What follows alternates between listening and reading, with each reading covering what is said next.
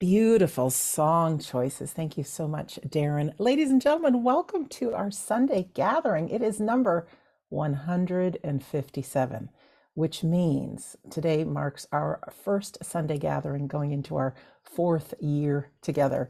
Darren will share what our theme is today, but I'm just remembering those days 3 years ago, coming together, just wanting to be of service and be part of a community, thinking we'll do this short term. And here we are going into our fourth year. So we couldn't do it without you.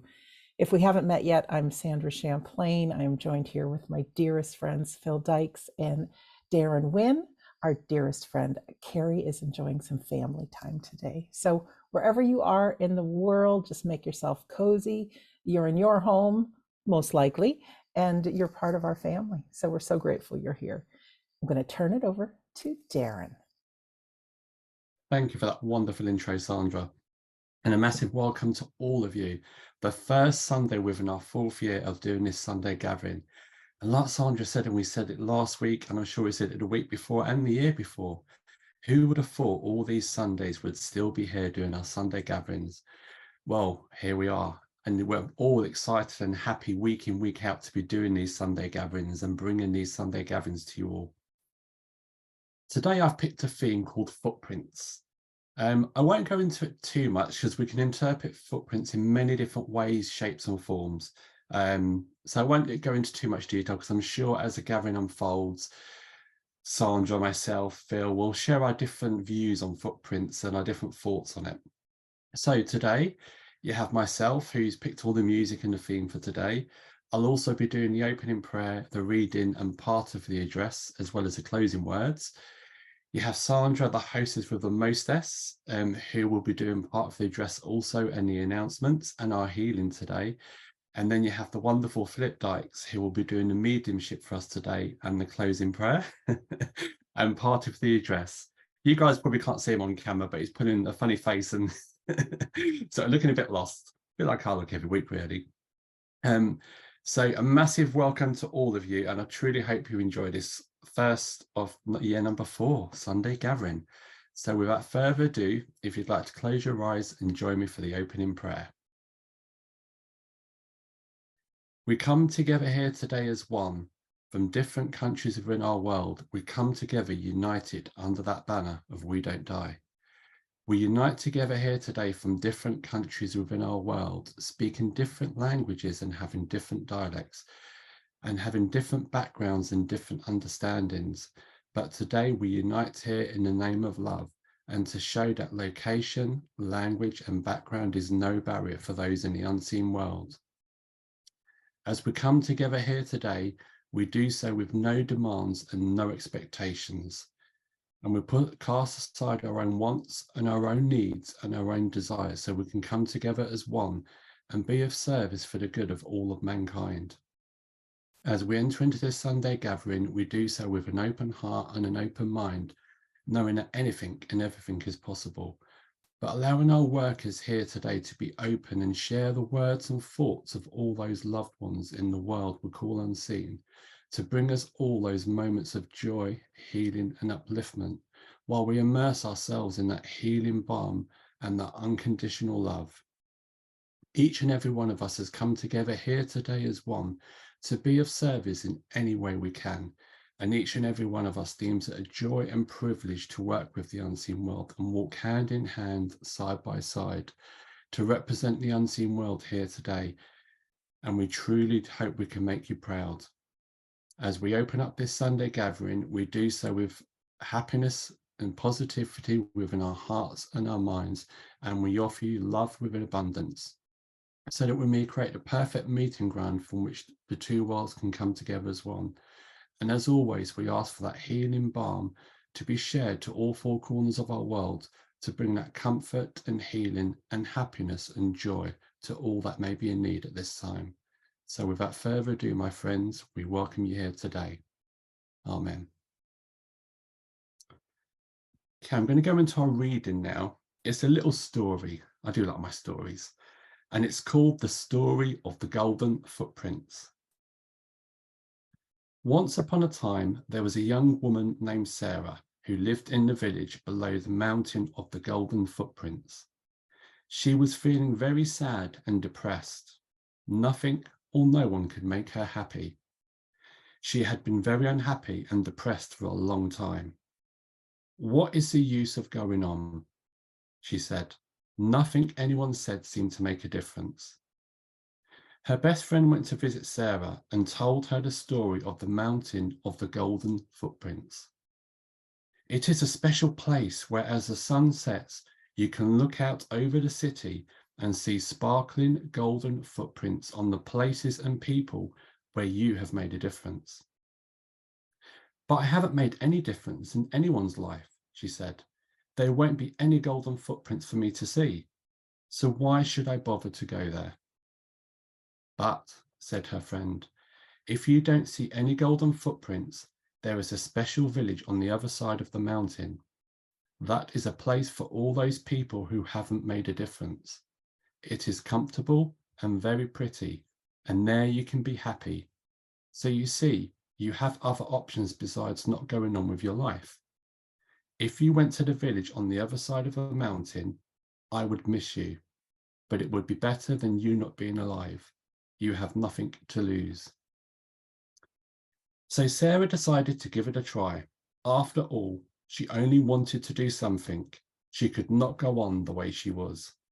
Besides, although she was sure she would not see any golden footprints, she had little glimmer of hope that going there would make a difference in her life. The village on the other side of the mountain also sounded like it could be a place where she could be happy. She walked up the path to the top of the mountain of the golden footprints. It was a long walk and sometimes very difficult, but she had made the decision to go to the top and continued on, although sometimes she just wanted to stop climbing and curl up and cease to exist.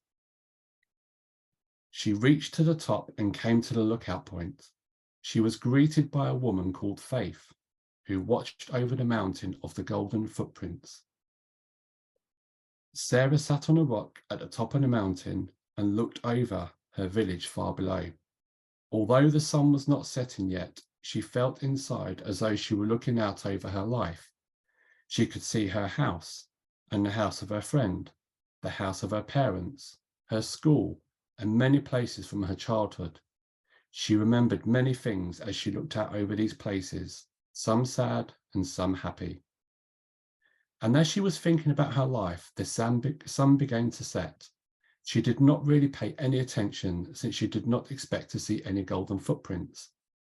But soon a golden twinkling light began to appear in the park in the middle of the village.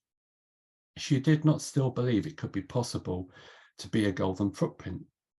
"Look," Faith said excitedly, "there is your first golden footprint." "But how could that be?" asked Sarah. "I don't ever remember anything I did in that park that could have possibly made a difference." "That's my department," answered Faith. "I have watched people make golden footprints from this mountaintop for many years. I remember all the golden footprint happenings. One day, a long time ago, when you were a little child, you went laughing through the park. There was a man sitting there who had just left his wife and child over a silly argument. He saw your laughter and missed his child so much that he returned to his family and lived with them happily ever after." "Well, that was kind of an accidental thing. I certainly didn't know I had done that," said Sarah. As she finished speaking, another golden sparkling footprint appeared on the house of her friend. "Well, I have loved my friend very much. Remember when she was sick, you went to see her and brought her flowers and stayed with her and talked many hours and held her hand. If you had not done that, she would not have survived." "But how could that be?" asked Sarah. "I'm not a doctor. I do not give medicine. How could I have saved her life?" "The doctor gave her good medicine, but you gave her hope. You gave her strength and courage so that her body could make the medicine work." And as she finished speaking, the valley below was aglow with golden footprints. There was one on the school, where her smile and love for learning had inspired a fellow student to stay in school and become a great philosopher. There was one over a tree that she had planted in the yard of her house, and one over the flowers that she had planted. There was one over the place where her stubbornness had convinced the king of the village that they needed a smoother road for travellers, and had smiled at her outspokenness and feisty nature. There was a footprint right on top of the roof of her house. That was where she had taken her children one night to watch the stars. There was one over the pub in the village. There was where she had met her husband and they had fallen in love. I had forgotten all those things, said Sarah. I was so depressed that I only remembered the sad things and not the good things. I guess I have made a difference. And Joel, in the future, there are stars to show your grandchildren and a birthday to spare with your friend. And your husband needs a romantic evening at the pub, said Faith. Sarah sat for a long time until the sun had set and the golden footprints disappeared, and the lights of the village were lit in the streets and homes below and flickered, not as golden footprints, but as tiny footprints of fireflies. Soon Sarah would start the climb down the mountain, guided by the tiny lights below. Sarah smiled and thanked Faith. She started on her way down the mountain and knew that someday she would tell others about the mountain of the golden footprints and make a difference in their lives. So thank you for listening. I'll hand you to Sandra. Thank you so much. Great stories. You always pick great stories, Darren. You do. Well, you mentioned the golden footprints, and it just made me think about there's that story that we've all heard about, that a man had a dream, and you see the pictures of the one set of footprints, and he had met the Lord in his dream, and he had revisited some of the toughest times in his life and realized that instead of having two sets of footprints, there was only one. So, of course, he questioned the Lord and, that you had left me. And it really was, I didn't leave you. It was me who carried you. And I think I've grown up with that footprint story. So when Darren talked about footprints, that's the first thing that came to me. And when Darren mentions the fireflies and the light and the gold, someone once said to me that there may be many different religions in the world, but if you think of religions as lamps, could be all kinds of different lamps, right? But the light is the same. So that to me is very precious. And I know within each and every one of us, we hold that sacred light. So as we move into our healing, another beautiful song that Darren has picked for our healing. But if you want to play along with me and just imagine that in the core of your being, you have that light, that divine light, and just watch it grow and grow and grow. And it's so bright, it ends up coming out of your pores. And when you think of others, and you think of love for others, and you have that sincere wish to be of service and to send healing, just imagine that beautiful golden light of yours going just in the world where it's needed. There is a lot of tragedy around the world. There's a lot of pain. There's a lot of suffering. And while that is true, if we could imagine our golden light transforming the world and the people in the world to healthy, whole, and well, I think that's a wonderful way to offer our healing. If there's another way you'd like to do it and just say a prayer of healing for those in need, that is absolutely fine too. And I know anytime we can offer our healing, we also get some back for ourselves. So let's listen to our healing song, and then we'll be back with Phil, and the three of us will share in the address today. So. Sandra, Darren, ladies and gentlemen, what a wonderful theme, footprints. And it's something that we can all relate to. But the point that I can't get over is this is our 4th year. As Sandra said it, it really hit me. We started as a group of friends coming together to help each other through that awful thing called a pandemic. And all of a sudden, we're here for our 4th year. It is incredible. But then it reminded me of a few footprints within my mind. So I wonder if any of you have been here since the first very Sunday gathering. And let's see if you remember these words. Good morning, good afternoon, good evening, wherever you are in the world. It still echoes in my mind. It's a footprint I will never forget.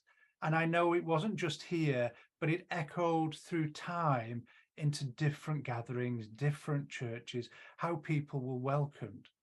So we could say here we've laid a footprint somewhere already, but there's many ways of as looking at footprints, because we can think of the children, you know, those footprints that you cast in pottery, in clay, as well as their handprints, but also as you saw them grow through infant years, through teenage years, turned into an adult and started their own family. They laid footprints all the way through. But also we can look at footprints as in a legacy that we've built, we've created, we've strived for, and what we're leaving behind for somebody else to follow. Just like that poem that Sandra talked about, Footprints in the Sand. What are we leaving from life? Then there's the obvious one, isn't there? That's one that we don't want to really talk about, that carbon footprint, where we have homes, purchases, transport, anything that adds to global warming. But it's those first two that I want to talk about, children and the legacy, because as we're children growing up, we're impressed by many people, peers, parents, idols in the world that we looked up to. Friends, as we started to get to know them, impressed upon us laughter and made us enjoy life. But it was also a way of learning self-esteem through those moments we shared together. And it's a dear friend of mine in the spirit world called John Gilbert that once said to me when I asked him a question, he said, I'd rather you do it, Phil, because you've got ethics, you've got morals, you've got standards, and I know you'll do it correctly. Well, he wasn't just a friend, he was a colleague as well. And isn't that what colleagues are meant to do? Advisors, help us through situations in work where we're striving to move forward, share our successes, share our failures at times, help us pick ourselves up. Then there's that other aspect of people and friends and colleagues, community, striving for a better place to live, striving to be better people, to help each other. So there's many influences as that child growing up, and all those impressions really transport you to different places, a place within your mind, within your soul, where we strive to be that better person, where we strive to really create something that hopefully that we will be able to share. And there's people in this world that try to do it more than others, such as our parents. My mum, my father, and my rocks of my life, real rocks. When it comes to business, my mum is always there. She's very business minded. And when it comes to things in life in general and emotions and struggles, my dad's always been there. He's always given me those words of wisdom. So those footprints, you could say, have been laid by friends, by parents, but as I mentioned before, idols as well. And when I say idols, I'm talking about people we may look up to in a different way, such as pop stars, such as poets, writers, that seem to be able to do something that nobody else can. And it transports us again into an element of the mind called the imagination, an imaginative place where we can create something better, strive to be, I don't know, from those daydreams into a place that transports us into where we would want life to go. So there's many people, spiritual practitioners, politicians, if you will, like, yes, I did say politicians at times, those people, like I said, poets and writers, but also there's those people that seem to change not themselves, but other people's lives, like Nelson Mandela, and not just other people's lives, but a whole nation. So you can see there's many footprints that we all share in life. And those children, as those child years, are the ones that really influence us. But as we get older, we look back, don't we? The legacy that we've left our children, the legacy that we hope that people are able to follow, or we've made a difference. And I remember, and please forgive me, ladies and gentlemen, I can't remember where this lady made it. Mavis Patilla is the lady I'm talking about. In a talk, she once said, I'm going to quote her, "We're standing here in the footsteps of giants." And she was talking about mediums. She was talking about her life, where those pioneers of the past gave people like myself the freedom to demonstrate mediumship, to take it out into the world for people to hear and share and to find. So when she said that, my ears pricked up, my soul was listening. We're standing in the footsteps of people that have gone before us. And I hope one day that my footprints are large enough for people to follow, to find their truths as a medium. Because what we do today casts a footprint for tomorrow's starting point. And hopefully we can make a difference. Hopefully we can get people to remember us, not for probably the things we've done, but maybe for the things that we've made them feel good for, where we might have lifted them up and made a difference in their life. So when Sandra said about doing, this is our 4th year, it hit me like a ton of bricks, what we may have done for people. And as we discussed before we started the gathering, we're bumping into people in daily lives now that share this space with us, where we all come together under that banner of We Don't Die, the Sunday gathering. And they share with us what this program, what this gathering has done for us. So if we can make somebody feel special, if we've done something right, that they can stand in those footsteps, then hopefully we're creating a better world together. So take pride in what you've done. Take note that people are always watching, always listening, and you can make a real impression to them just by being your true self. Remember what we do with friends. We laugh, we rejoice, we enjoy, we build our self-esteem. In communities, we strive for more. We create better living standards. We create better environments. These are the footsteps, these are the footprints that we need to leave. And hopefully, not just myself, Sandra, Kerry, Darren, and Scott, but all of you are leaving footprints to make a difference in this world. Thank you for listening to me. Thank you for that, Phil. It was wonderful to listen to. And you know, I was so engrossed in listening, and then I thought, oh, I've got to talk. What am I going to talk about? So I'll kind of start where the idea for the theme came from, I suppose. Myself and Scott was away a couple of weeks ago, a week and a half ago in the States. And sadly, one of our friends passed. And we were sitting there the other day talking about her. You know, we were saying how feisty she was, how funny she was, how bold she was, how strong she was, how independent she was. And we kind of got into this conversation about her, you know, and when we talk about it, it's always a fun reminiscing, you know, of how this person lived their life. And we started talking. I thought, well, she's left a footprint within our hearts because we're remembering all the fun and the laughter we had with her. And then obviously on the television this weekend, it's come about, it's the 3rd anniversary, more so in the UK, I suppose, of lockdown, the dreaded word COVID. And if you think the massive footprint that COVID has left with each and every one of us throughout the world, and all the people that done what they've done through COVID to support mankind and help mankind and to make the world better, you know, each and every one of these people, the paramedics, the doctors, you know, all these people that worked and done what they've done through the pandemic, I'm sure you'll all agree with me, they've left a massive footprint with each of our hearts and our minds through what they did.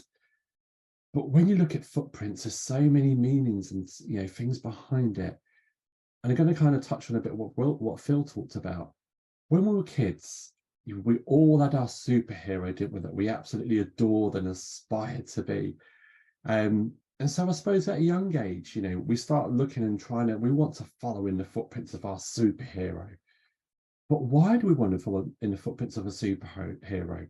What does a superhero do? Well, when you look at it, a superhero does good, brings happiness, brings peace. You know, they try to eradicate the bad, eradicate the negativity. They're trying to do good, you know, for everyone. And actually, that's quite a proud thing at a young age. We're all aspiring to be this superhero. We want good for everyone. We want to eradicate the badness. We want to do well. But reality is we can't follow in the footsteps of a superhero. I haven't got a cape. I can't fly. I can't, you know, I'm sure Phil can't fly. Sandra can't fly. So it's not realistic, is it? But as we get older, you know, we come across people, whether they're, you know, parents, family members, that we want to follow in their footsteps. We want to aspire to be good. We want to aspire to be somebody great. But when you look at footprints, when we look at the footprint of a building, the footprint of a building shows its location, its size, its shape. When you look at it, we've all got our own footprints. You know, we all look different. We all act different. We all sound different. We all behave different. So we've all got our own footprint. And did you know, I didn't know till recently, we've all got our own individual footprint. You know how we all have our own fingerprints? We all have our own individual footprint as well. Exactly the same way. Nobody's footprint is exactly the same as anybody else's. We're all unique in that respect. But when you look at different people and how you aspire to be like somebody or follow in their footsteps, I kind of started looking at this, and we all aspire to be like somebody, or, you know, but when you look at it, we aspire to be like them, how they are now, not the journey they've trod, you know, not the journey they've taken. But when you look at everyone's journey, everyone's pathway, you know, even myself, we've all made mistakes. We've all learnt from our mistakes. You know, nobody's pathway is perfect. When we look at life, throughout life, we all have a destination, I suppose, what we want to do, where we want to go, how we want to be. But I guarantee each and every one of you, you can tell it's never a smooth pathway ever. You know, we all walk our pathways. You know, we stumble at times. We have sad moments. We have moments where it doesn't go to plan, moments where we get deviated, whatever it may be. Nobody's pathway is perfect. So then I got on to think, well, why would you want to follow somebody's footprints if their pathway wasn't perfect? But when you look at someone's life or speak about someone's life, however it may be, and I liked actually one of the words in the songs, I think it was in the second song, said, follow my footprints, but you don't have to fill my shoes. It's just a pathway for you to follow. So actually, when you look at other people's footprints, they've treaded the path that we're looking to tread. They've shown us the pitfalls. They've shown us the mistakes. They've shown us what not to do, what to do. So actually, they've created half of our journey for us. But like I said before, you know, we've all got our own unique individual footprint, so to speak. And, you know, when we look at how we aspire to be somebody or be like somebody or follow somebody's, you know, how they are, how they conduct themselves, for me, it's about us living our own journeys. You know, we've got that destination, we've got that goal, but we all have to have our own journeys and create our own footprints. Yes, absolutely, we can learn and follow, you know, how other people created their footprints. But for me, that's a pathway for us to learn from. You know, when we look at different footprints, there's good and there's bad. You know, the bad we won't talk about. We can, you know, I'm sure we can all surmise some of the bad footprints that's been set within this world by certain individuals. And none of us want to aspire to be that. Let's wipe their footprints out. They don't exist. They disappear. You know, we all want to do good and be good. And for me, it's looking at these people we aspire to be and how we want to be. And it's learning from their mistakes and their good things and trying to get to our ultimate destination. But like Phil said, you know, we all want to do good and do well by everyone. And like the poem, Footprints in the Sand, it talks about, you know, when the guy believes he's on a journey on his own because there's only one set of footprints. Well, actually, he's not. There's other people around at that. And that's how I believe we should all be. And I believe we all are. You know, when we've got people, friends, family, whoever, going through those sad times, those depressing times, I'd like to think that each and every one of us has somebody there, you know, hand in hand, side by side, to support us through those moments. So yeah, there may only be one set of footprints at that moment in time, but how wonderful is that to know that somebody's there helping and supporting at every footstep you walk through this world. There's somebody there, not just in the physical aspect as well. You know, we talk on these Sunday gatherings. All the Sunday gatherings are about the spirit world, the word we call unseen, our loved ones, and that's something we can forget at times. You know, sometimes when we're in that moment of depression, sadness, isolation, loneliness, whatever it may be, you feel isolated, you feel alone. And even if sometimes you're physically alone, never, ever, ever forget that our loved ones within this world we call unseen are always there with us. Whether you can see them, hear them, feel them, just know that they're always there with us. So at times, yes, it may appear There's only one set of footprints walking within this world, which are yours. But trust me, there never is just one set. There's always more than one, even if you can't physically see them. So thank you for listening to me, and I'm going to hand you to Sandra. Thank you so much, Darren, and thank you, Phil. Love listening to you guys. When Darren talked about the theme of footprints, all I could think of is paw prints. So I'd like to talk about paw prints, not necessarily in the sand, but in our hearts.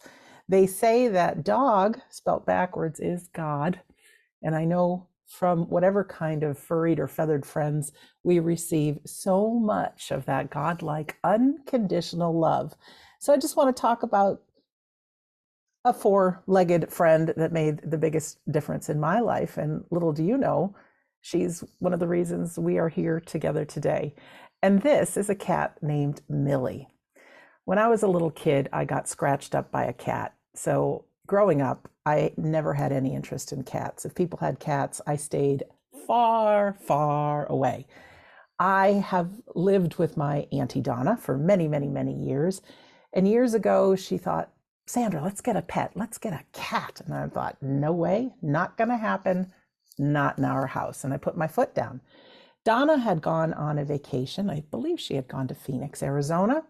And it was a cold winter night, and a stray cat showed up at my house. This cat was crazy. She kept jumping up on the windows, scratching, and that childish fear came right back to me. So I got a little nervous. I called my other aunt that didn't live too far away, and I said, what do I do? And she just started laughing. She's like, Sandra, first thing, grow up. This is a cold winter's night. It's one of God's creatures. She may be lost. Put a blanket outside in a box, put a can of tuna out there, put some water, and just help this little thing survive. Don't be scared. So I did exactly what Auntie Fran taught me to do, put that outside, and I saw this little creature eat the tuna, drink the water, and fall asleep in the box. The next morning was bitter cold, no sign of the cat. I opened my front door to grab the box, pull in the tuna can, and out of the bushes, the cat jumped in through my front door, through the house. Basement door was open and went down into the basement. So now I was absolutely frightened because, again, it's one thing to help God's little creature. It's a whole other thing to have a cat in the house. Called my Auntie Fran again, and my uncle was in the background saying, you have yourself a pet. It's yours. And I'm thinking, oh no. Auntie Fran said, go get some proper cat food. Go get a litter box. Go around your town. It's a small town. See if anybody's missing a cat. Did all of those things and I waited for the phone to ring, which it never did. And I would go downstairs into the basement and just kind of look at this cat. The cat was staring at me. I was staring at it. I don't know if I had any interest. A few times I went down into the basement. This was all in the same afternoon. And the cat came up to me, just kind of nuzzled herself against my knee. And I thought, okay, kitty, you're not so bad. Just tap in the head. And for whatever reason, that night when I went to bed, I decided to leave the basement door open. I was a little frightened, but I thought maybe this cat isn't so bad. And as I was lying in bed, my door was closed, but not all the way. Next thing you know, my door opened very slowly. I thought, oh, it's the cat. The cat jumped on my bed. The cat jumped on my chest. The cat was face to face with me, mouth to mouth, and she fell asleep. Oh, well, guess what happened? And not too long, I ended up falling in love with that cat. No one called. I adopted her. She's a tabby cat, and she had an M on her forehead. And every so often, my mom, whose name is Marion, when she gets into an old lady mode, I call her Mildred. I named the cat Millie after Mom. Millie got into a place in my heart that I have never let a human being. And this is my story of paw prints. I didn't realize that I've lived a life giving out some love, but never having those really close relationships. And little Millie got right in. I loved her so much. And I know there's a friend that we have in our Sunday gathering today that had a cat go to the spirit world just this past week after 17 years of love. So I know that pain. As I was writing my book, We Don't Die, little Millie was on the couch right next to me. Her head was wrapped right underneath my arm, and she had her face right on my keyboard. And that's how almost the whole book was written, with that cat right with me. Eventually, I sent the words for the book to the publisher, and after about 14 years of having Millie, she got pancreatitis and she got very, very sick, and we knew it was time to say goodbye to Millie. That same day, I received an email from my publisher that I needed to read the manuscript of my book one last time before it went to print. Those of you who know grief, it is the worst thing that we could ever imagine. And I know for those of us who have had furried or feathered friends that they can fill a place in our heart that no human being has ever reached. And so the pain can be just as severe, if not even worse. The last thing I wanted to do was read the manuscript of my book. My aunt and I brought Millie to the vet. We said our goodbyes, and it was really, really, really tough. The next morning, in deep grief, I thought, I've given so much work to this book, I do need to read it this one last time. But in that state of grief, like I said, it's the last thing I wanted to do. My book is titled We Don't Die, A Skeptic's Discovery of Life After Death. And little did I know that my little Millie gave me one of the best gifts ever. Whether it was divine timing or she chose to go when she did, or it could be complete coincidence or synchronicity, reading the words of my own book was just the thing I needed to read to help me understand grief, to help me understand the afterlife, to help me understand that we are souls having a human experience. And little did I know how much my grief could be transformed into having a passion to live life and having that comfort that the spirit world is real and that our loved ones are still around. Had I not read my own words from that book when I did in the deepest of grief, I would have never known the power behind that. For those of you who have read my book or have not read my book, you may know that I give it out freely. In fact, any student that's ever taken a course with us in the last 3 years, in your student library, there's a copy. On our We Don't Die page, on the store page, you can find the audio book, and you can use coupon code FREE and be my guest to have it. I don't want the price of a book to mean somebody doesn't get this valuable information. So I'm remembering Millie today and the footprints that she had put in my heart. And she's also fueled the fire to get this message out to as many people as possible. Without her, maybe I'd just be a person with a book that stays on the shelf, not interested in meeting great people like my dear friends of the Sunday Gathering and having this possible. But little Millie is so special to me. And we've all read about the Rainbow Bridge. I know from great mediums and from great inspirers that not only do we get to see our loved ones again, but our four-legged and feathered and whatever kind of friends that you may have that are in the animal kingdom, they will be there as well. I interviewed a lady who had had a near-death experience, and she described that she was greeted by her mother who had already passed, but every animal that she had was snuggled up against her. Even the horse, his head was right over her shoulder. And it was in such a vivid description that I just think, we have work to do while we're still here on earth, and lessons to learn and lives to live and people to serve and adventures to go on. But not just people surround us in the unseen world, are our animal friends as well. So whether you've had pets or not, like my friends Darren and Phil talked about, there are people that have left imprints and footprints within us. So take some time today, if you like, to just say a silent little thank you. And if you want to leave the Sunday gathering and be the cat, be the dog, be that unconditional love for another person, no matter how bad a day is, dogs especially, their tail wags and they're always excited to see you. What would it be like if we were that for our friends in life, looking and only seeing the good in them, being truly excited when you see them? You don't necessarily need to lick their face or anything, but just have that joy and that love for them.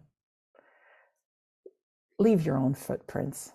And even if you don't think you are, like the story Darren spoke about, we do all leave footprints for others. I've interviewed enough people that have had near-death experiences, and so many of them talk about their life review. And yes, you get to see the things that maybe you could have done differently, but that you've learned from. But then you also get to see that ripple effect of the difference that you've made in life. So sometimes it could be the littlest thing, could be a big thing, but know that you too are leaving footprints. So that's my portion. Now we are going to celebrate, as we always do, life and the afterlife. We're going to move on to our demonstration of mediumship. And we have the wonderful Phil Dykes with us here today. I'm going to tell you a little bit about how this goes. I know every time we do a Sunday gathering, we have people returning, and we also have people here for the very first time. This is our community. You may see Darren, Phil, and I on the screen, and we represent, about 150 people that are here in our Zoom room today. Well, there'll be a few voices from the spirit world working through Phil that are here on behalf of all our loved ones in the spirit world to say, hey, you guys, we are still around. There will be a handful of people, usually is what happens, from the spirit world that come through. And I think we should each listen in as if the messages are for us, because week after week, we get to see really how close our loved ones are by some of the messages and by some of the things that they witness. They still have their own personalities. They're still people. We don't turn into balls of dust or energy when we go on to the unseen world. We're still us. Hopefully not with the egos, but I know we carry the sense of humor. Oh, I know that, definitely. Phil, along with his wife Carrie, are longtime mediums, and they also teach our classes on mediumship. They have a commitment to humanity on both sides of the veil, really, that we here on earth know our loved ones are around, but we still have our voices. They do not. So they give people in the spirit world an opportunity to say what they need to say. You'll hear Phil first deliver a few bits of information about the person in the spirit world that has connected with him. They use his thoughts, his memories, his feelings, sometimes songs, sometimes smells and tastes. You never know how they present themselves to him, but you'll hear Phil give a couple of initial bits of information about the person. Please listen in, because the spirit world knows exactly who's here today. Even though we are connected by computers and telephones and tablets, it is a very divine intelligence, so they know exactly who's listening.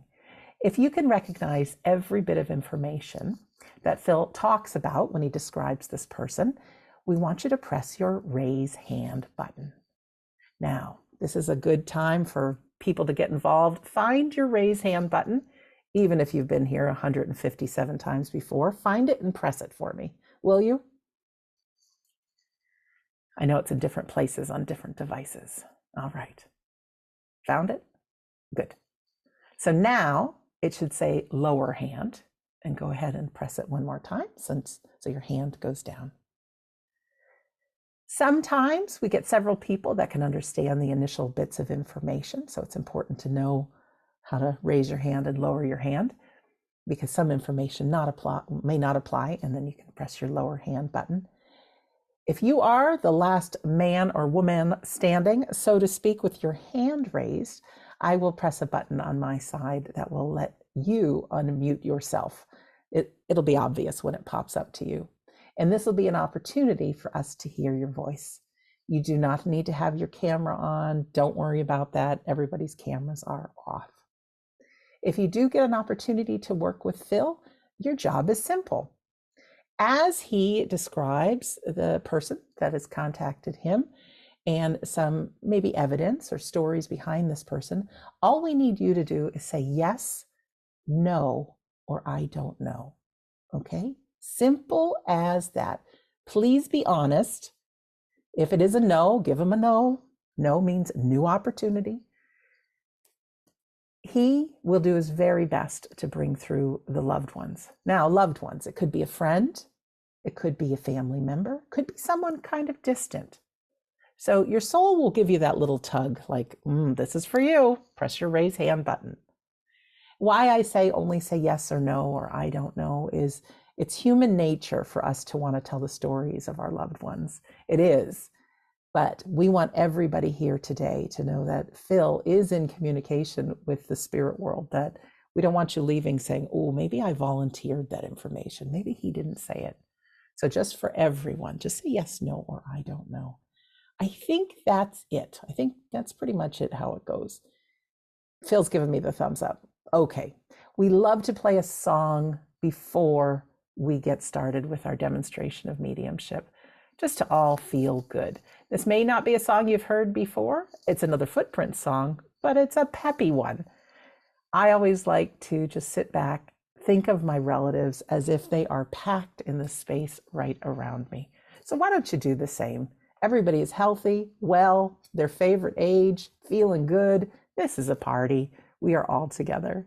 So let me play the video and then we will be back with Phil.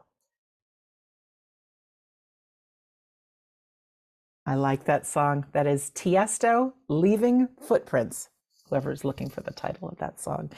Hello, Phil. Hello, Sandra. Hello, ladies and gentlemen. And I too did like that song. I thought I've never heard it. And I do like that kind of music, but I was listening to the words in the background.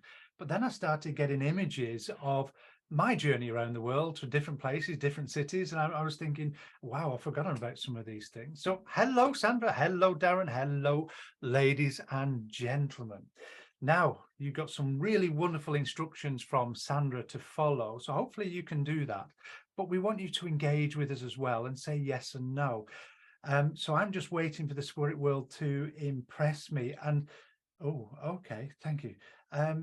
Okay, so I know I have Dad with me, and as Dad comes forward, I want to say that Dad, due to his work, would have traveled, and I want to say traveled to many different places in the world, but I know Dad's got a really good sense of humor because he would send cheeky photos back of it from different places that he visited, and I know this would be a fun thing that he would do, because it just feels like I want to talk to daughter as well. So I know I've got Dad, I know he traveled all over the world, and I do feel it's his business, or he did travel with his business, and I know that he would have sent photos back as well.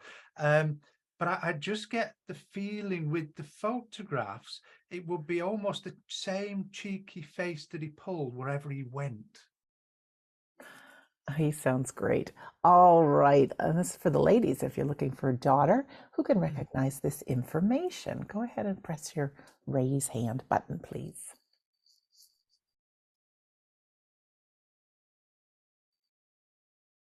So nobody's responded, and that's plenty of time for people to do. So if I've got it wrong with relationship, I want to go between either a husband, because I know here I want to be just, I know there's that fun side too, so somebody would understand that. And hopefully nobody's gone for a cup of tea or coffee or... Oh, let's hope not. All right, so it may not be father, but it's a gentleman in the spirit world, perhaps a husband traveling, would send pictures back. And the funny thing is, Sandra, I can't change this because I can see the same images again. Oh, we have someone putting in the chat box. They can take it, but not the cheeky part. Mm. No, I just, there's something here I want about further traveling. Okay. Sure, Yes, I'm Stacy. sure it's right. Stacy with her hand raised. Let's see what Stacy says. Stacy, if you could press your unmute button. Hi, Stacy. Hi, Sandra. Hi, Phil. Hello, I Stacy. just actually had my father a couple weeks ago. That's why I didn't raise my hand, but it's exactly what I would expect. We have Okay. those. We have the same face he pulled. All right. But again, I want to check in with this. I've not said this to you before, though. No, you haven't. That's fine, because I want to make sure that I've not given the same information. So, okay, so you have father, he would have traveled and he would have sent you cheeky faces back. Yes. Okay. And would you understand that that was his personality? He's just a big kid. Yes. And it just feels where it started off as a joke, but then it became a habit. Yes. Because it's just this impression, because I just feel that there's more to this than just him traveling and giving photographs. It's his way of checking up on you in the way of keeping your spirits high. Exactly. And I just feel, but I feel that he would have gone to places such as New York. He was in the service, so yes, he traveled everywhere. Because I know here it's these impressions that I keep on getting, but I want to say it's almost where you anticipated him doing these photographs as well. Yes. Because I know there's a sense of not just it's his fun and it's his way of saying I'm okay as well, where he traveled to. Yes. And would I be right in saying where there's memories where other people joined in with him as well? Yes. Because it feels like I know you said that the forces, but I know I've got either colleagues, I've got other men were pulling faces too. Yeah, he also drove a long truck. Don't please, I'm Stacey, sorry, don't sorry. tell me anything, because I know here I can't give you that now. But I also believe he would share stories from his travels. Yes. And I also believe that some of the stories were a little bit far-fetched as well. Yes. Yeah. Because I feel that there's it's almost like they're exaggerated, but I want to say there's always an anecdote, there's always a comedy moment in them. Yes. Because it just feels where I want Dad to be that almost positive ray of sunshine in your life. Yes. And would I be right in saying he could be quite embarrassing with you as well, Stacey? Yes. Because it feels where, and I want to go back just a few years to kiddies' parties, where he would either chase you round and friends round, pretending to be like a monster or scaring as well. Yes.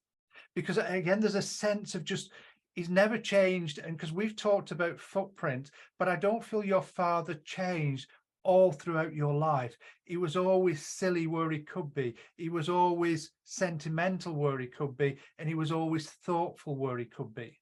Yes. And it's just this impression that he gives me all the time. But I also feel as well that he would have little tokens of gestures where he would either draw smiley faces and things in cards for you as well. Oh, yes. Yeah. Because again, it's really peculiar what he's done. I can see happy birthday, love you, then there's a smiley face. So again, but I also want to say he would leave you things around the house for you to find as well. I don't think I can take that one. Bear with me 1 second then. Wherever he traveled to, would it be right in saying he brought things back for you? Yes. Because I know here, and if I said some of these they weren't the same objects, they were all different. Yes.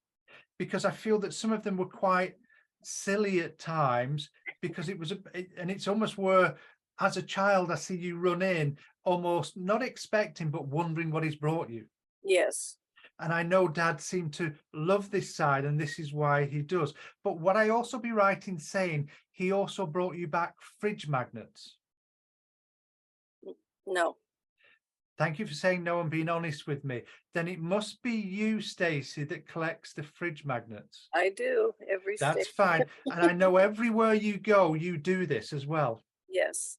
Because I know your dad saying, I'm taking responsibility for this, credit for this. It's almost following in those footprints he's set. And I know you do the same for the family as well. Yes. Okay. I'm going to leave you with your dad's love, but know that he is with you. And I know and it'd be the easiest thing for me to say because I know the better weather's coming, but there's been thoughts of travel with you as well. Yes. And it feels like I want to go where there's been thought of where your father had visited. Yes. And I also believe you've had this thought, because he's given me the thought, that you want to take some of the photographs he sent you from the same places, Yes. doing with the smiley faces. I don't know about that. Okay, I'm not going to change it because I know it's the impression he gives me, but I know he's so he had a really good sense of humor as well, didn't he? He did, yes.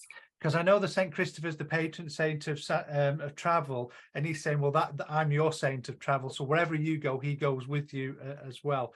And I know that's very sentimental. You carry those memories in your heart. I do, yes. And I'm going to leave his love with you and say thank you very much, Stacey, for allowing me to Thank work you. with you. Thank you very much. Thank you. Thank you, Stacey. Thank you, Phil. You're welcome. Let's have a look now. Okay.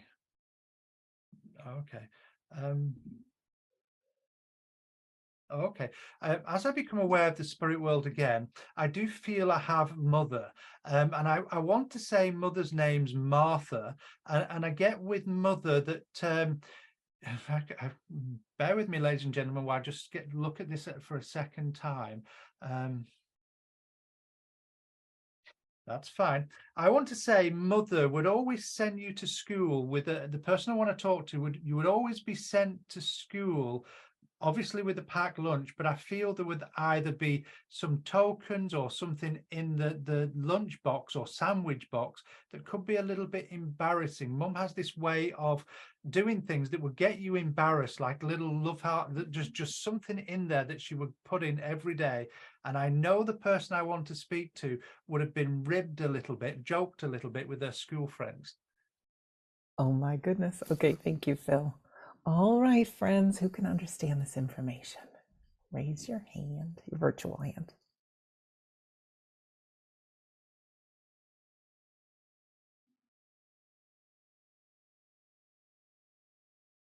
I sense people thinking, Phil, but no hands. That's absolutely fine. What I'm going to do is relook at this for a second. The only thing that I want to change at this point, or I might have got wrong, and we always put our hands up if we do, if Martha's not her name, I'm going to have a look at this. I actually want to speak to a Martha if there's a Martha on.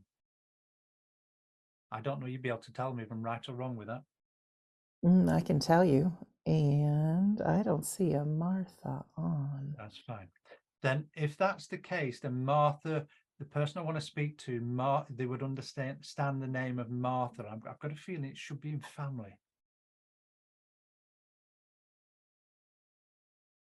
Okay, Isabel has her hand raised, so let's bring her in. Isabel, if you could press your unmute button now. Hi, Isabel. Oh, hi, Sandra. Hi. Hi, Phil. Hello, Isabel. So what do you understand of what I've said? Because I want to check on The only thing you can take is the name. My mother was called Martha. the only bit you couldn't take, or did... The only thing I can take was my mother's name was Martha. Bear with me then, that's fine. Okay, because I want to work with this. Would you understand where she would either send you to school with either something that was in fact, no, bear with me 1 second. Would I be right in saying you had to always take something with you to school, like an object or something in your early years? No. Almost like a teddy bear or something, just something different. No, sorry. No, don't apologize, because I need to work with this, because I know there's something here. So Sandra, please keep an eye on the hands going up, because I just feel that there's a memory of Mum.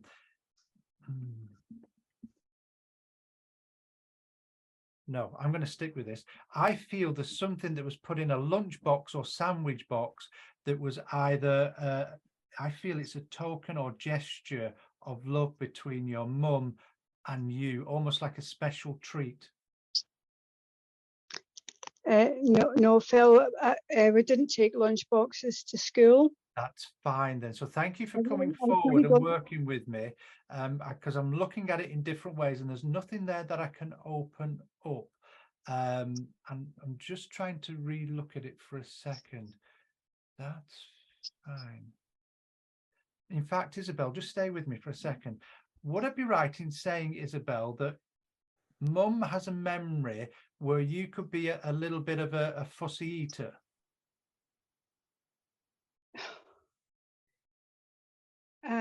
Doesn't I feel don't. right. I've got to be honest. It doesn't No, feel I right. don't feel. I don't feel I'm the No, right person, no, Phil. you're not. You're not. Actually, I'm going to stick to my guns here. Somebody's not. I know. And it's. There's something here I don't want to let go of. And nobody else understands it. No, let's try again. Anyone That's else fine. understand this information, or most? Want to press your raise hand button?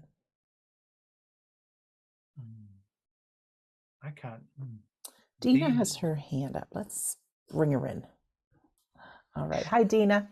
Hi. It's sort of like parallel, but not right on.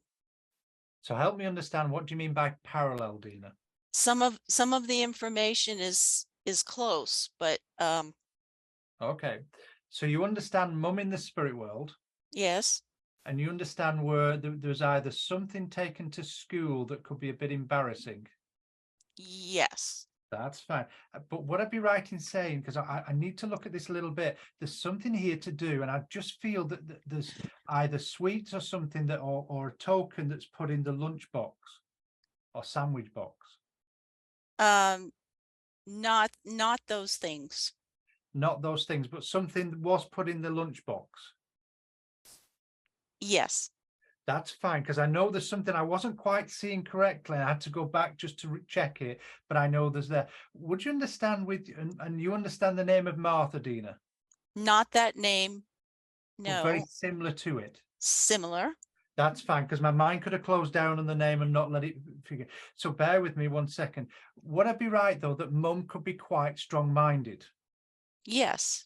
Because I know all the way through talking to Isabel and yourself, Mum will not change the evidence. So I know she was very strong-minded, and I know Mum could be also very sentimental.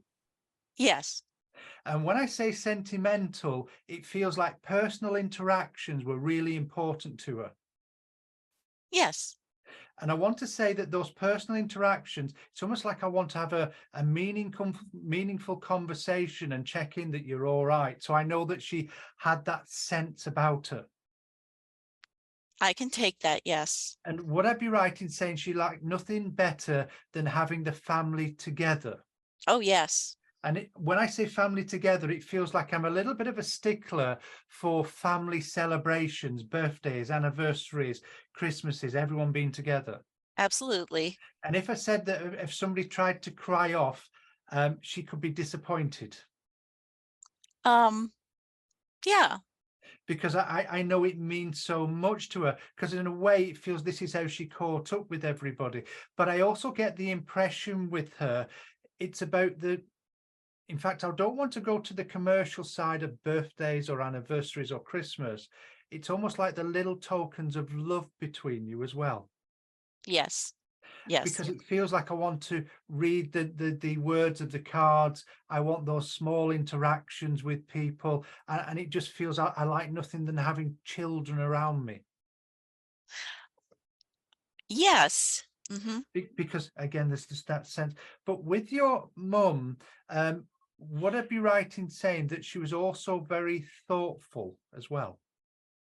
Yes, she And was. this is to do with what things were put inside the lunchbox or the way that it was done. Yes. Mm-hmm. Because I know there's a lot of sentiment and a lot of, how can I put the emotion attached to this, even though I can't quite understand what it is, but I know it's very important. It's almost like where she wanted people to be positive and smile. I'm not that one. I'm not sure. I can take it. Bear with me, because it just feels what she did in the lunchbox is the way that she did it was to make give people that smile. Do you understand? Not that one. Not that one. Bear with me. No. But there's something here. I know there is. I can't just give me a second just to see if I can work through it. I'm like a dog with a bone. I just want to make sure I get to it. So there's something. Thank you. Would I be right in saying that I need to look at this? If I said well-being was important to her, making sure that the kids ate well. Yes. And if I said things were put in the lunchbox you didn't like. Not so much that I didn't like. But I know it's almost like there's just something you're gonna have to tell me afterwards because my mind's not going to get it. But I know she's really keeping me there, so I know it's really important to her, sort of thing. But I know it's all the family memories, it's the fun of the family being together, and I know that she had a particular look about herself that she gave to people, and you knew exactly how she felt. Yes. Okay, and that's what I need to really bring across, because I know I can't see you, but I know I can just see this big beaming smile of your mum's towards you. So I know she thought so much of you as well. But I know there's something comical about that lunchbox, and I can't quite get it, so you'll have to tell me afterwards. But that's what I want. It's just the smiles and the laughter that I want to bring. And I know that's what she's coming forward to. So thank you, Dina, for making me work so hard. But I know here that it's really important, but it just eludes me. So I'm going to leave her love with you, but know that she's around. Bear with me. Would I be right in saying she never forgot birthdays as well? Oh, that's true. Yes. Because, and would I be right in saying there's a birthday coming up very soon? Yes, there is. Because I know she says, mark it down. I've not forgotten. My mind's still there. So there must have been 1 or 2 questions about her mindset towards the end. Yes. Okay, because I know she just wants to make sure, let you know her mind's absolutely fine. And would I be right in saying that you have some old photographs of her as well? Oh, yes. And I'm talking black and white ones. Yes, I do. And I know recently you must have seen or been looking at them. Oh, yes, I see them every day. Because I know here, and you must talk to Mum as well when you look at the photograph. I do. Because I know she's acknowledging that as well. And with that, I'm giving and blowing you a kiss from her and saying thank you very much for allowing me to do that. Oh, thank you. You're welcome. Put me out of your misery. What is it about that lunchbox? Okay, well, there were some ethnic foods that she would put in there that the other kids would always ask me, what is that? Okay, and I just knew there was something different. And there was always this, sometimes she would send me with a little can of potted meat. Okay. And the teacher made fun of me for that one day. Okay, so I know there's something I would have never got those kinds of foods, but anyway, they're in my conscious now for future contact. So thank you very, very much. Oh. Thank you, Dina. Thank you. Good. Thank you, Dina. Thank you, Phil. You're welcome. Thank you. Okay. All right. As I become aware of the spirit world again, I know I've got a gentleman. I do feel this is husband, and I do feel that husband would be quite accident prone. So there would be memories of husband breaking his arms and things like that in silly accidents. But I also feel with husband, he would have passed quite young. And I actually feel he would have lived quite rural as well. So I know he would have lived out into where there were fields and hills and things as well. So somebody must understand that. Thank you, Phil.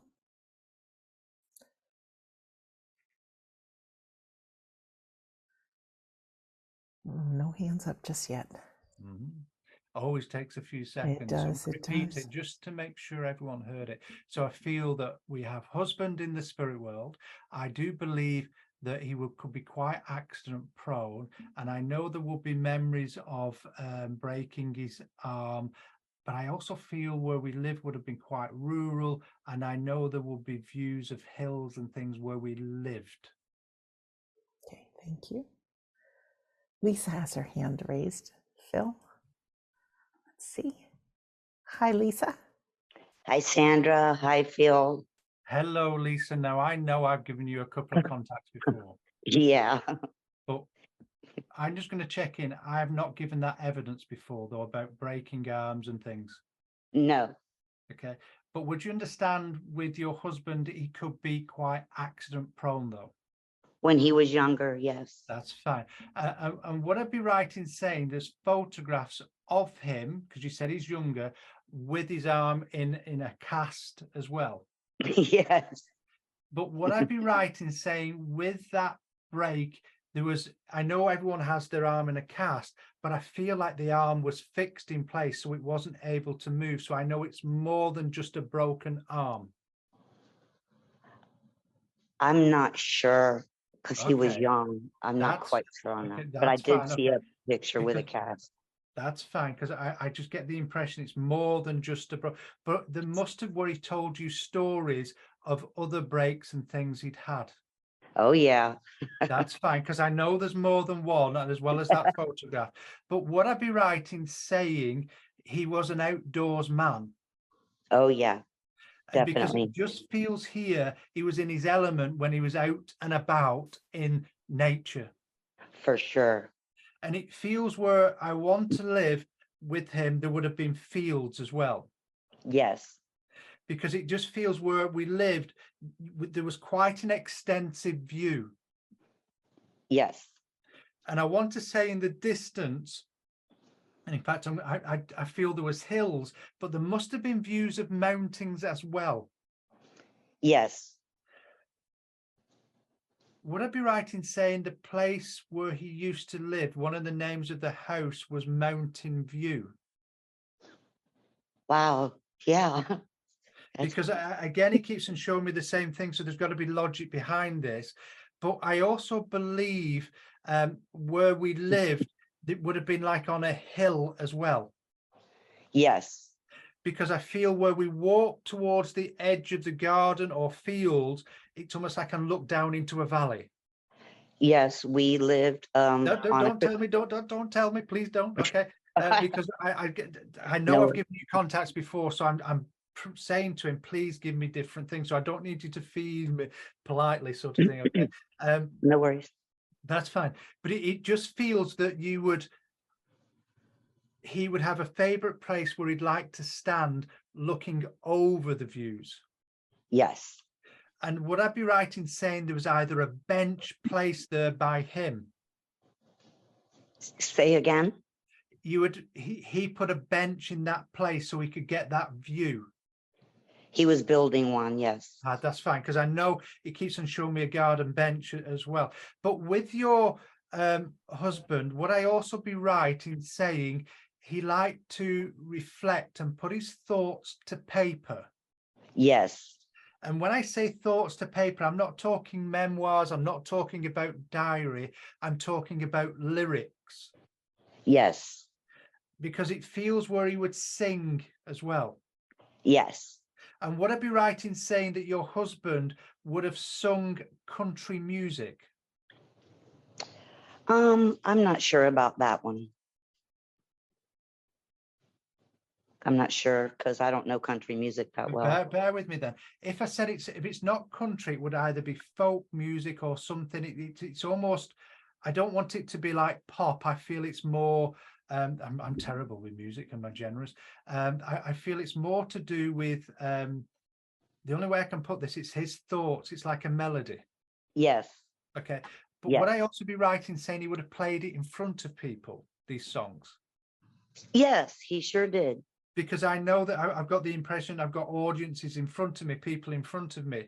And would I be right in saying, this is why I thought it was country. He played the guitar. Yes. Okay. Very well. And would I be right in saying you've still got his guitar? I just donated it. Okay. I just donated it.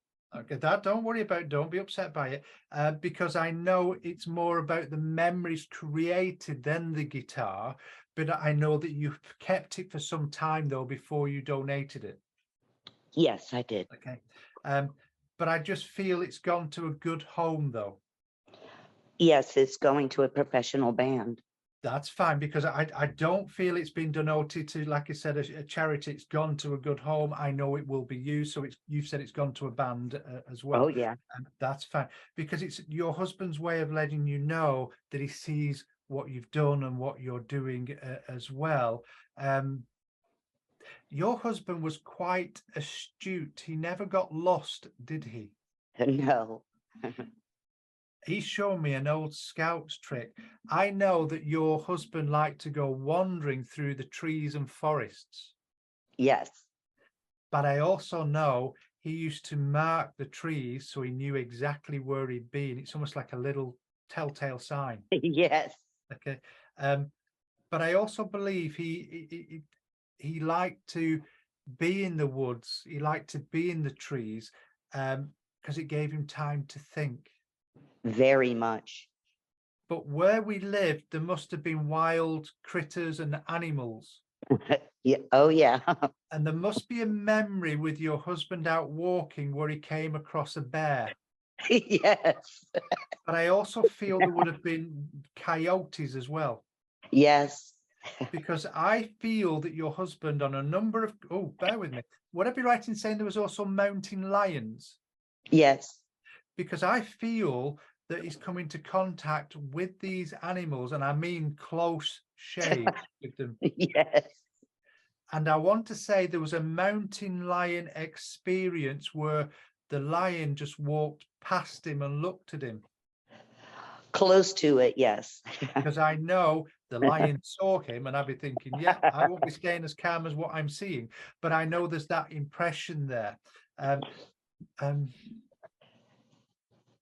And he also had a very good sense of humor as well, didn't he?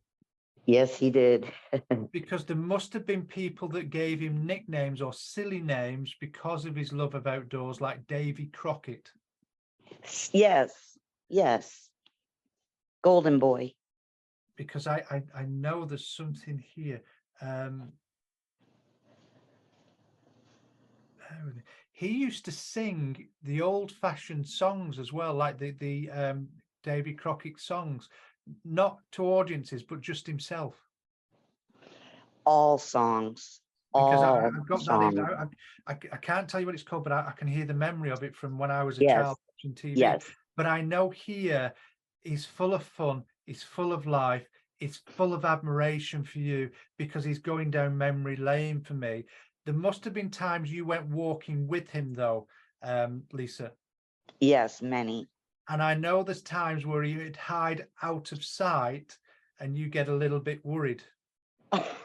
Yes. And he also must have, naughty man, he also must have put things down the back of your blouse to irritate you as well. Yes, he did. When you're out walking, like pine cones and needles. Oh, yeah. I thought they were spiders. Okay, because I know here it's just his sense of fun and the memories he wants to bring. But I know he's making me aware that you felt quite low recently, and this is why he's coming today. And you must still have some of his songs that he wrote but never sung. Yes. That's fine. Oh, I don't know that. Would I be right in saying he could play the violin as well? He thought he could. Okay, because I can see an old violin case but no violin in it. Oh, So he must have kept a violin case at some point. someone must have taken the violin out. I'm not sure, but there No, was bear with one. me then. No, bear with me now. I want to get it right. Thank you. One last thing before I stop. He must have liked the Blues Brothers as well, the film. Yes.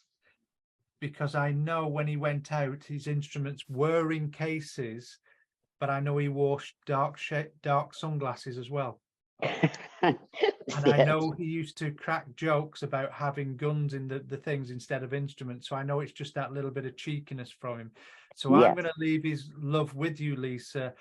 And hopefully I've given you more evidence of your husband, because it's an absolute pleasure to work with you. Thank you so much. I donated his guitar to Leonard Skinner. Oh, wow. I'm sure that I'm seeing Sandra's reaction. So that must be somebody. You can fill me in on that in a second, Sandra. Yeah. But Lisa, Thank it's you been a pleasure so to work much. with you. Ladies and gentlemen, it's a pleasure to be on the Sunday gathering. And hopefully you've all taken that little bit of understanding from the spirit world about our love that never dies. Thank you very much, Phil, and for your commitment to mankind on both sides of the veil, man and womankind.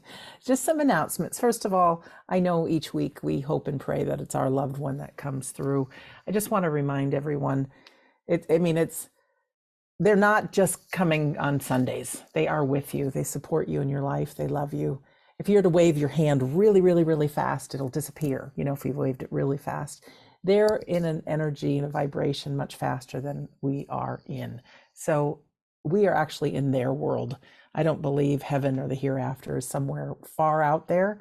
I believe it's just here, like hereafter. I really do. A little homework, if you want to take me up on this, is get a great picture of your loved one, talk to them.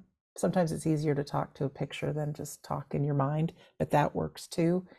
Ask them for little signs, and don't be surprised if a song comes on the radio or they work through your imagination. So all of a sudden, if a memory comes up of a trip that you had together, or a time that you had together, or a time that you really laughed together, those are little things that say, hey, I'm still here.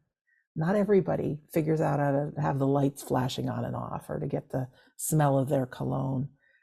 But the relationships live on, and believe me, they will be right there with you when it's your time.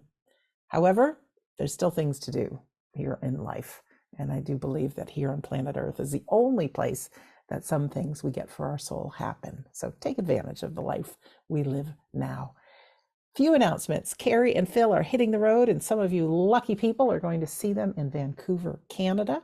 Give them a big hug from us, will you? Their classes this week will not be formal classes online. Instead, we have some good friends, Shirley Ann and Tim, that are going to be hosting some free practice sessions. So look for emails from me on the day of what normally would be your class, and there will be a different Zoom link, and with some brief instruction, you can practice what you have learned with your classmates. Also, on Tuesday, we have Sitting for Power Hours with Scott Milligan. You can join us at 8 a.m. or 5 p.m. London time. Our friends Mitch and Kath Shirley are doing a free grief cafe. It's a 90-minute session together. They're both advanced grief recovery specialists. They'll talk about grief. It's a safe place for you to be and share. It will not be recorded. It is all very, very private, but they are lovely people and they have so much good words to share and help us with grief. So that's free. That is on Tuesday.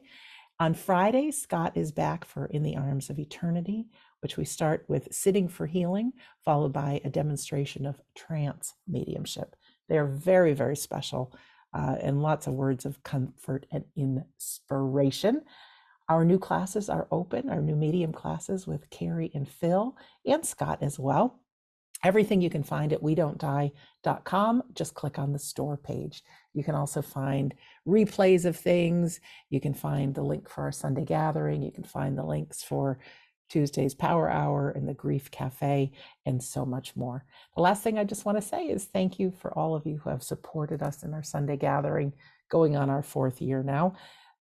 Donations, as small as they may be, every bit does help, not only to continue getting our message out in the world and pay for all the behind the scenes things too, but you've actually helped us in some really dire and dark times, help us pay our bills. So thank you so much for that. So I'm going to turn it over to Darren for some words for the week. Thank you for that, Sandra. And I just want to say a massive thank you to each and every one of you for joining us week in, week out. And I've seen some messages flash up that is some people's first time today. So thank you so much for having a faith and trust in us to be here with us and share this time with us. You know, between all of us, me, Sandra, Phil, Kerry, Scott, we absolutely love doing these Sunday gatherings. And it's wonderful to be part of a family, as we call it. And that includes you guys. So thank you so much for that. And again, thank you for all of you that's kindly made donations. You know, we truly do appreciate it. You know, it's never intended, never meant, never wanted, but at the same time, we're totally appreciative and grateful for it. So thank you to all of you. Thank you to Sandra and Phil for your contributions this week and the part you've played. As always, it's always a pleasure for me to sit here and watch and listen to you guys talk and work.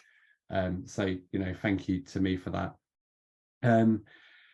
We all tread our own pathways, have our own journeys through life. And sometimes you'll probably agree with me, we have tough times, we have good times, we have happy times. But what I want you guys to remember is sometimes in life, it feels that yours is the only footprint you're creating. It seems like you're on your own. But trust me, you know, and I'm sure these guys can validate for that. Throughout our lives, we are never, ever alone. We've always got people to go to. We've always got people to talk to. If it's not in a physical world, in a spiritual world, there's always people walking hand in hand, side by side with us, even if you can't see them, even your pets, that have passed over. There is always, always somebody there walking by your side. So even though it doesn't always feel that, just think and remember these words. There is always, always somebody walking by your side. And like I said earlier, our footprints are just as unique as our handprints. They're unique and individual to us. So as you go through life, as much as we may aspire to follow in other people's footprints and tread pathways other people have tread, try and create your own footprints as well. Be bold, be brave, be who you truly are. People will love you for it. So create your own unique footprints, live your own journeys, go down your own pathways, but create it something that's unique for you. Be who you are meant to be within this world. And I just want to read a quote from Marion Blakely. You can't leave a footprint that lasts if you're always walking on tiptoes. I'll leave you with that comment, or that quote rather. But I just wanted to say in a second, when I hand over to Phil, there's one more song we're going to play at the end. And the reason I picked this song, it's sung by frontline workers on Britain's Got Talent of all things, but it's actually the reasoning behind the song that is the reason I chose the song. And when you listen to the words within the song, it says, every boy and girl will learn from you and me. Footprints. And thank you for listening to me. I'll hand you over to Phil. Thank you, Darren, for those wonderful, inspiring words that give us all something to think about. Ladies and gentlemen, it's that time that we close our gathering down by joining together in prayer. So if you could join me. Father, we've all come together under this banner of We Don't Die and the Sunday gathering, but we come together within far more. Those footprints that we have talked about are yours in front of us, as we follow our truths and that divine law, but also as we come together from different places and have different ideas and thoughts, we know that we're here together to leave that everlasting footprint for others to follow, to shine brightly, that they may be able to follow that path within their struggles. It is also where we thank the spirit world for granting us these words, but also that divine love and power to walk forward, to make those imprints, to help others within their struggles of life too. But most of all, we know with a footprint or with a handprint that we need those hands, and we imagine our hands all holding together, joined together, in your name, forevermore. Amen. Thank you so much, Phil. And thank you, Darren. And you guys for being here. Let's play that last song Darren was just talking about, and then we'll send you lots of love. Beautiful, beautiful song. Darren, well done with the theme. Phil, Darren, love you guys. A shout out to Carrie behind the scenes and you at home. You're part of our family. You're part of our community. We're grateful to technology, but you're a very real part of our life. So thank you. And we will see you all next Sunday, if not sooner. Bye.